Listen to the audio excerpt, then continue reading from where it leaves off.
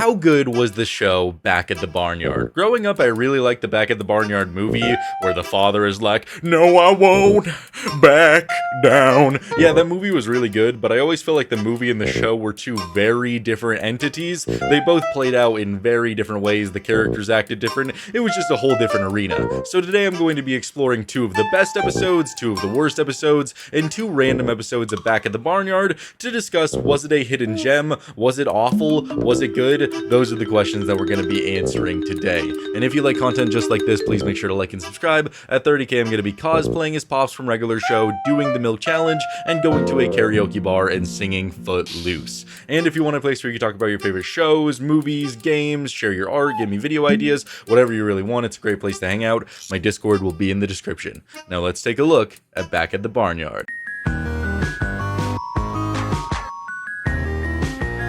And starting us off, taking a look at one of the best episodes in the series with a 8.3 rating on IMDb, we have the episode 4-Leaf Otis. And going into this, my expectations were pretty much nothing. I didn't really know what the show was going to be like because it's been so absurdly long since I watched it. I knew that it was going to be a little bit funny because I've seen all the memes, but dear lord, this show is actually really funny, man. So this is a St. Patrick's Day episode. In the beginning of it, Otis just wakes everybody up, and everybody has such distinct voices. Like, Otis is just that lead man where he's like, ah, ah. That's how I would describe his voice. And then the pig's all like, oh yeah, and then there's like this chicken who's like, oh dear, and then there's this ferret who's like, there's just so many different voices that it makes every scene really funny when they're all talking at the same time. I just find that to be really enjoyable.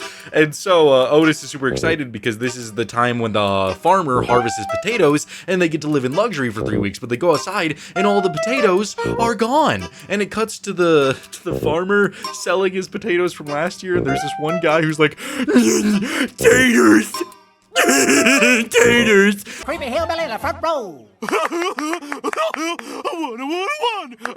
I thought that was kind of funny. I don't know. You know what's the weird thing is that this show kind of feels like Family Guy in a way. I'm having more fun than I would watching a Family Guy episode, but it has like random cutaways like that still pertain to the episode, which is why I think I would like it more than Family Guy, but it's still very, very random, but I'm enjoying myself nonetheless. So, they realize that, oh, it might have been a leprechaun. The pig is all like, guys, I think it could have been a Banshee's curse from a leprechaun. Oh, God, oh, Banshee's curse. And then just, I don't know why it made me laugh so hard, but the pig says all that, and then just everything goes quiet for a minute, and it's just cut on the mouse's deadpan face just going like, what? To undo a Banshee's curse, don't come crying to me. What? I just thought that was really funny. I don't know, it gives the vibe of a Donkey in Shrek when he's trying to seduce the dragon into just giving him the good old Dragosi, and he just like goes like, I don't know, that was just the vibe it gave me, but that was really funny, that was really random. And so they just start walking, looking for the leprechaun, and everything in the show just happens so unbelievably fast, because they're like, oh, we have no idea where he's going to be. Oh, he's going to be over the rainbow, oh, over the sun, oh, somewhere over here, oh, I don't know where he's going to be. And then the girl cow just lifts a rock, and he's right there, eating a potato. Everyone, remember, leprechauns are elusive, devious, and extremely hard to— Found him! What? Well, he's right there. And so he has this like force field around him so they can't really touch him. It's very hard. So he's able to get away the first time. And then I don't know if this is like very evil to Irish folk who watch this episode, but is it true that you guys can't resist a shillelagh? If you see a shillelagh, are you gonna lose your mind and you just can't control yourself? Because their next strategy is to put a shillelagh on the ground and just leave it there, and you can't go, you can't have it, you can't touch it, but the leprechaun, oh, he wants it so badly, he must try and get it, but he gets away again, obviously. And in return, he turns the ferret and the chicken into plants, and we get a photosynthesis joke, which I thought was really funny. happened? Not sure. All I know is I have a sudden urge to process sunlight into simple sugar. I have an inclination to just stand in the sun and process nutrients. Ow! I thought that was really funny. I don't know, there's just a bunch of random jokes in this episode, and for some reason they're all hitting the right ticklish spot there. And so, he's they come up with another plan where the pig is going to dress up as a woman, and I really like how they set this up where the pig is just like, guys, I don't know if this is gonna work. You see, I'm not petite like an Irishman would want. I'm just a fat pig, and plus I'm a man. I don't think an Irishman would really want me. I don't think he'd want me. And everybody just goes along with it, but they don't know that the leprechaun is watching, so they all get set up and lured into the leprechaun's trap. But I really like the pig when he's pretending to, like, lure leprechaun, because he's just so obese in his little dress, and he's just like, I thought that was really funny. I'm a she leprechaun and so sassy, look at me. I don't know, it's just, God, it's got something about it. I don't know, maybe it's the fact that it's anthropomorphic animals all standing on their hind legs, just, it's just something about the animation style makes it a lot more funny, so... He gets turned into a sandwich for his crimes of pretending to be a petite Irish woman. Fair, I guess. And then we get another photosynthesis joke where the ferret is like pouring water all over the chicken. That was also really funny. And then they just keep the ball rolling with this stuff. I don't know, like... Who I would love to be in a meeting for this. I do this joke with every video, but like genuinely, can you imagine a board meeting where they're just sitting there and they're just like, okay, Otis is going to be like, Pip, gas up the plane for an adventure. And then it just cuts to Otis just getting out of the plane and being like, what an adventure. Let's go get that leprechaun. I don't know, something about it made me laugh a lot. Gas up the plane. Looks like I have a date with adventure. Well, that sure was a great adventure. I don't know, I would love to be in the meeting for this episode. It just sounds so funny. And so they eventually find a rainbow where they find the gold, and they're able to convince the leprechaun to reverse everything and put the potatoes back in exchange for his gold. Overall, I had a lot of fun. I had a lot of fun with this episode. It was a good time. There was a lot to like about it. It was just joke after joke after joke. I guess I really like the fast-paced humor, because instead of most shows where it's really nonsensical, there were nonsensical things, but all of them were on theme of a leprechaun curse, of the farm animals just being really weird and really wonky, and all of it still progressed the episode. It was just all so wild that it was really funny. Oh man, that was a really good episode. I'm very impressed so far. So if I was to rate this episode personally out of 10, I would give it, god damn it, I'd give it a 10 out of 10. That was really funny, dude. I haven't laughed that much in a while. That was really good. That was a really funny episode. I mean, yes, the plot was kind of all over the place with what they were deciding to do, but just the way things played out, it wasn't like, oh, let's just have them go do this for the sake of going to do this. Let's have them go do this so that we can make who's ever watching laugh, and I feel like they executed on every single level, so a 10 out of 10 is very warranted here.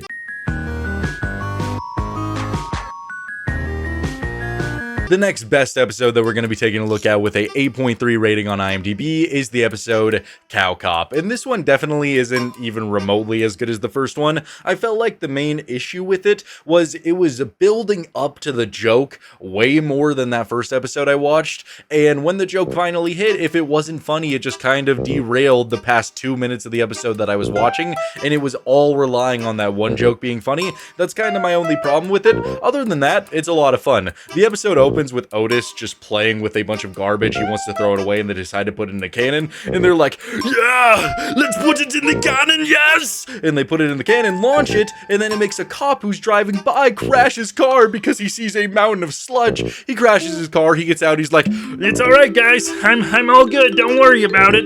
And then the ferret's just like, oh guys, what about this anvil? Let's launch this anvil, and launches the anvil, and it just breaks the cop's leg. Thank Glad to hear that. Now let's get rid of this anvil. Yeah, I kind of like that. I like the fast-paced comedy parts of the episode a lot, where stuff is just happening for no reason. And so Otis, upon seeing this cop get an injury, he's like, oh my, oh, an opportunity, I smell an opportunity. And he just goes into town wearing a human outfit, and he's like, hello, may I be a police officer? And the mayor's like, oh, of course. And he's like, even though I'm a cow in disguise? And the mayor's like, yeah, that was pretty much that entire interaction. So now Otis is a cop. He goes back to the farm, gives everybody badges. They're all deputies, and they go into town. And Otis immediately begins racial profiling. He sees a man, not just any ordinary man, a man of color, I should point out, and immediately assumes that this man must be a criminal. Of all people, Otis! Of all people, really? And just tackles him and learns that there's no dirt on him, he's just a normal person. Hold it right there. Hey, that's my lunch! So Otis, you have successfully already racially profiled someone. Congratulations, man. Congratulations. And so they all get bored, and I really like this cutaway because they're like, let's go back to the station and play Spin the Taser. And they're playing Spin the Taser, and it lands on the ferret, of course, and the ferret's all like, oh, yay, it's me. And then just zaps himself. I thought that was really funny. Again? It's my lucky day. It's just all so random, but it all works so well. And so then the donut shop gets robbed and they have to try to solve this crime. And we don't really get that many good things out of this. But the one thing I will highlight that is really fun to watch is when Otis is chasing down the snotty kid, who's like the overweight ginger kid. And he's riding on a tricycle because he steals a tricycle from a kid. And just the visuals of a bipedal cow just chasing after a really fat kid on a skateboard. There's something about it that can make you laugh. It could make you chuckle a little bit, and it definitely does that because the kid's just like, you'll never catch me, officer. It's just really funny. I don't know. And so they realize that it's not the kid because he has a receipt, so they go to this random woman, and Otis tries her donuts and finds out that they're too fresh to be hers.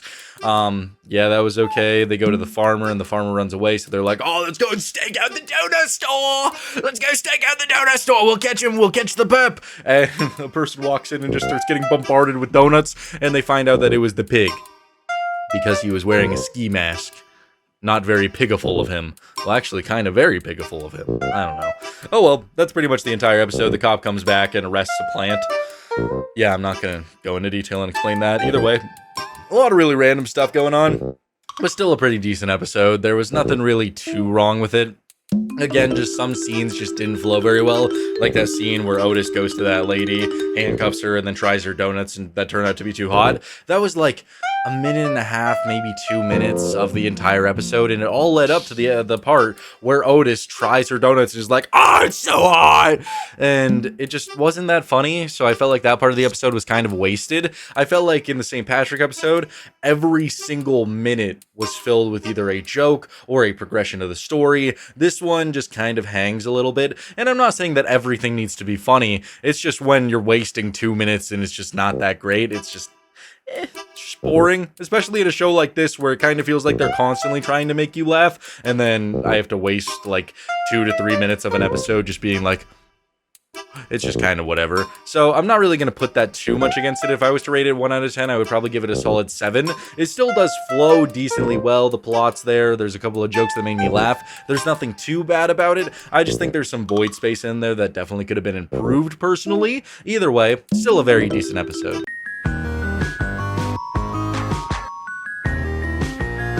Going into one of the worst episodes in the series with only a 6.5 on IMDb, that's really not that bad, we have The Big Barnyard. And honestly, this episode does kind of suck. It just never really felt like it got its feet off the ground, at least for me. So there's this character who's like the neighbor who knows that they're animals that can talk and wants to expose them. I forgot her name, I think it's like Nora, but just for the sake of this video, I'm gonna call her Ellen DeGeneres. I think that's a great name for her. And she sees them all walking, has her camera out, she's like, oh, I got you guys! Everybody's gonna know that I'm not crazy. Crazy? I was crazy once they put me in a rubber room with rats. Yeah, that's basically a great way to showcase what her character is like. She's just a little bit wonky, and now she has it on tape that the animals are walking, they're talking, and so she invites Gerardo, this man with a big old mustache, over to see the tape and expose the animals on live TV. And the farm animals, they cannot let this happen by any means. They can't expose themselves to the world and let the world know that they are bipedal and do crazy shenanigans all the time, so they have to try to stop it. And that sounds like it's a decent enough plot line, but just everything they do with it is just kind of lame. There's a couple of jokes that land for me, but it's okay. So the way they initially want to stop it is by doing their own TV show at the same time, so they like hijack the broadcast. And I thought we were going to get a lot more shenanigans with this that would be really funny and would play into the fact that they're barn animals a little bit more. There is one where the ferret and the chicken are supposed to be doing a cooking show together, and the ferret just straight up eats him. Like I do, just place him directly into your gullet. That's good. That was pretty wild.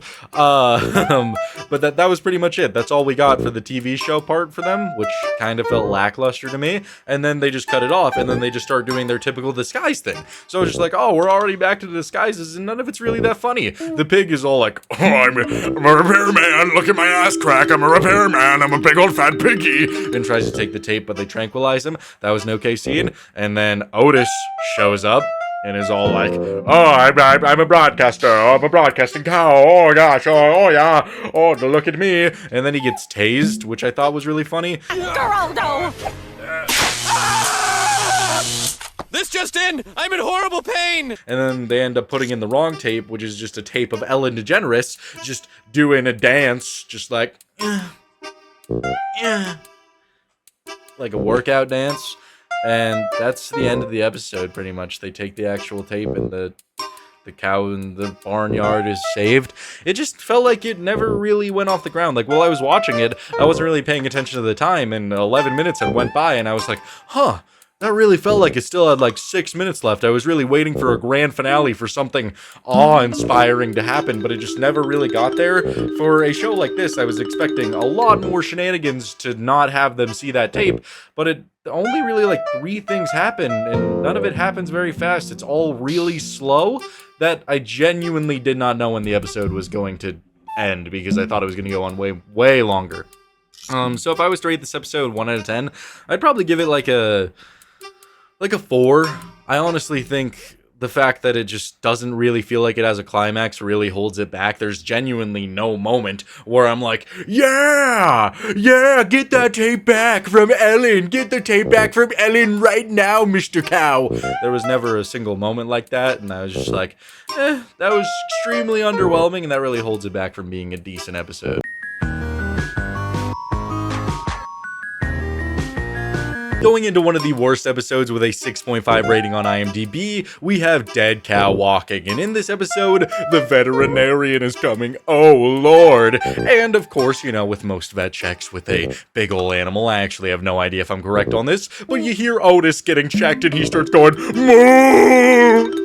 Moo! Because, you know, he's just getting...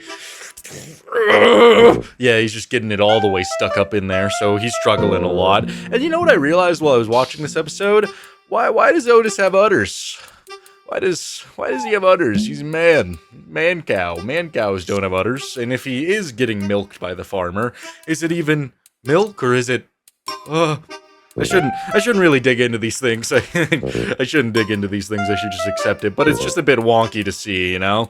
And so Otis overhears the vet say that he's going to die within 7 days. So he wants to do everything he possibly can in that 7 days so that he lives a full life. You know, pretty reasonable. Except for the first thing that he wants to do, because what the fuck is even going on, man? I don't understand. He wants to kiss like this pop star named like Jessica something, and he sees the picture of it, and he doesn't know where to actually find her, so he goes to the neighbor's house with the Ellen DeGeneres lady, who's, like, a little bit chunky, and he's, like, just staring at her ass, and he's just like, oh, Jessica, and she gets skinny all of a sudden, and then he runs in there, and she doesn't have her glasses on, so she starts making out with the cow. Allspice, Jessica, allspice, Jessica, allspice. Come to me, my little top 40 songbird! Nathan? And then he gets thrown out when she's able to finally see who it is. Oh man, that scene was really weird. Why does Otis have an innate desire to be with a human? I don't know, but either way, I guess it's canon that Otis finds, you know, another species to be very attractive. Very odd. You would think he would want to kiss the female cow that he was super into in the movie, and they formed like a bond. Didn't they have a kid in the movie? I have no idea. Either way, and everybody's kind of coping while Otis is doing all these really fun things. Like Pip, he's trying to find a new best friend, so he stares at this really old dog and is just like, okay, so I get on your shoulder like this, and jumps on him and he just collapses. Oh, here's how it works. I stand on your shoulder like this. I thought that was a little bit funny, but everything else is just okay. Otis eventually realizes that he can't fill the void in his heart and he needs to spend his final moments with his friends, but he goes there and he sees his, like, quartet of singers, and they already replaced him with this really fat mouse. How could they do such a thing? Oh, don't worry, we got it covered. But I do like that mouse, though. He's nowhere near Biggie Cheese levels of iconic, but I enjoyed him. I like his design of just being a really fat mouse. And so he realizes that he really needs to impress everybody and leave his legacy, so he decides that he's going to jump the gorge, and Pip finds out that he's not actually dying. He goes there to stop him, and Otis falls into the ravine and has all of his bones broken. Oh, Lord. And then, you know, the doctor walks back in as Otis is in his cast and is like, Otis, I must feel your asshole. And sticks it deep in there. And that's the end of the episode. We just get to hear Otis mooing while getting a good old, you know, asshole fingering. Yeah. This episode's okay. It has some things that I like, you know. Some of it was just really weird, like the kissing human thing, Yeah, that's pretty much the weirdest part of the episode. There's really not a whole lot going on that makes me ever want to rewatch this episode, so if I was to rate it out of 10, I'd probably give it like a 5. I wouldn't say it's innately really bad. There's some good things about it. It gave me a couple chuckles here and there, but I don't know. The episode flows just in a way that's kind of uninteresting to me. Like, he goes to kiss the human, and then we see Otis do a bunch of different things that just aren't that interesting, and then the side plot of Pip trying to find a new friend is okay, and then him jumping the gorge was a decent enough climax, but again, nothing that really makes me ever want to come back to this episode. So yeah, I think 5 out of 10 is pretty decent for it.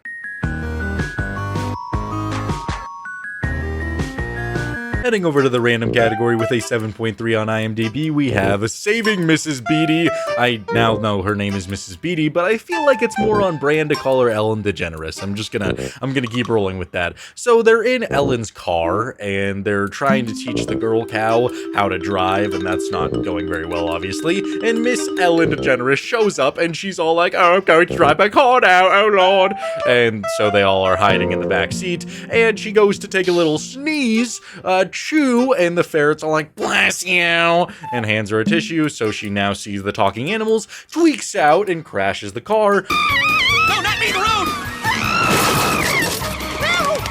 The animals run away, but she gets taken away to a mental institution because she says that she crashed because of the talking animals. Yeah, pretty valid reason to take somebody into, you know, a mental institution if that's what they saw. You know, I would say that. Either way, so now she's in the crazy place and all the animals, they're celebrating, but then they realize, oh, we need to go help her. Oh, yippee. We can't just let her rot in the crazy place. And so they go there and they do a bunch of shenanigans to try to get her back. They sneak into her room, make her freak out. And this one scene, they go and hide in the closet because the doctor comes in and he's like, "Oh, you have not seen any animals, woman. You are lying." And she's like, "They're in the closet." And he opens the closet, but he doesn't even look in there. What? My dear lady, there's nothing in here but coat hangers. See? Like, you're trying to help a patient realize that they're not real, and they're, like, visibly there, and she's screaming, and he's just like, "As you can see, they are not real. There is nothing to worry about, okay, woman?" As they're right there, like, if you just look over, you'd see that they're there. He doesn't even give her the closure at that. So, yeah, that was kind of mean, man. Just saying. And then she's gonna get like a brain surgery, which is pretty drastic to do so quickly. And so the animals sneak in there, they're hijacking the brain surgery, and I don't know, it's funny, I guess. It's really not that great, where they're just, there's like an audience watching them to learn about brain surgery, and Otis is keeping them distracted, and the pig just keeps hitting her over the head with a metal can. Just like, "Oh, look, a cute puppy!" Just beating her. Sensitize the patient, stat! Oh, look, a cute little puppy. Where? That was kind of funny. And then she like dies on the table for a second, and then Otis is just like, live, woman, live. That was all right. Everything else is just okay. I mean, there's a couple like gags here and there that I enjoyed. And so they take Mrs. Beatty, they run, they get her home, and then she freaks out because she sees talking animals again. And that's pretty much the entire episode.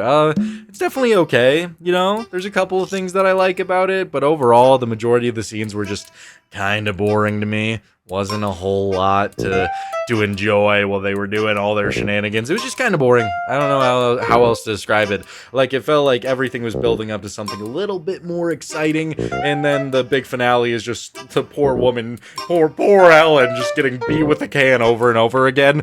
So, yeah, it was okay, I guess. If I was to rate this episode 1 out of 10, I'd probably give it like a solid 6. I don't think there's anything wrong with the plot necessarily. I think it flows well. I think it has some good jokes here and there, but overall it's just a little bit boring. That's really the only downside to the episode.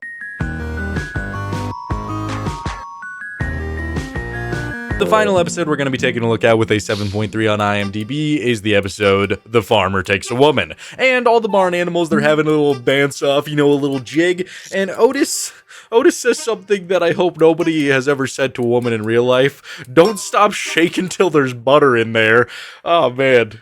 Can you imagine saying that to somebody, like a real person? Like, don't stop shaking until there's butter in there. That's a little wild. But either way, the farmer, he comes and he ruins all their fun, and he starts crying because he wants a woman. He wants to be a little naughty and enjoy the feeling of a woman. He needs it. He craves it. He lost his wife. It's been forever. He just misses her so dearly. So everybody goes online and they decide to get a little dating profile for the farmer, and they attract this redheaded woman who seems to be making the farmer really happy. But she's actually just a dirty, no-good gold digger, and she doesn't really like the animals, so she's trying to get rid of the animals by putting them in a much smaller coop, taking away their barn, and just overall being very, very evil. And so, they decide to come up with this brilliant plan to have the pig dress up as a fancy billionaire and be all like, oh, hello, madam. Oh, I'm a billionaire. Oh, yes, I want you. Like, I think he literally says to her, and I said to myself, I need me that woman, I want that woman, I'm gonna get that woman. That's literally the line he opens with. And so, they start going on a bunch of dates, they lay in mud together, they eat together, and the pig genuinely falls in love until he confesses, I'm a talking pig woman! I'm a talking piggy and I love you! I'm just a simple barnyard pig, and I am so much in love with you. Oh, and the woman's like, oh, but you're not rich, are you? Oh, I don't want you anymore. No, no, no. And so, that leads to all the animals standing up and being like, we don't want you here, woman. And the farmer just does the ultimate W, and he's like, I love my animals, woman. Get out of here. Throws her in the car, tells her to get. What a W, farmer. Always sticking up for his family. What's dear to your eye? And that's pretty much the entire episode. The farmer then goes on a cruise and pulls a bunch of old baddies, so the farmer is a guaranteed Rizmeister, so that's great. This episode was decent, you know, I like the flow of it. It wasn't the most funny episode, at least to me. I feel like the main comedy to come out of it was the pig dating the woman, but it didn't really make me laugh, but that's not necessarily a problem with the episode. I still think the story was told decently well. I was rooting for the farmer. I hated that woman. Everything just kind of happened the way it was supposed to, I feel like. So, not the best episode, not the worst. If I was to rate it 1 out of 10, I would probably give it a solid 7, you know? There wasn't really any problems I had with it. Nothing was really boring. The episode was fun. It was entertaining. Just not the most funny, which is why I'm not going to rank it higher. I mean, I don't know. I'm watching Back at the Barnyard where there's bipedal animals. I feel like I should be trying to laugh a little bit. That's why the first episode got a 10 out of 10. So, yeah, it's a pretty decent episode. I think a 7 is pretty alright for it.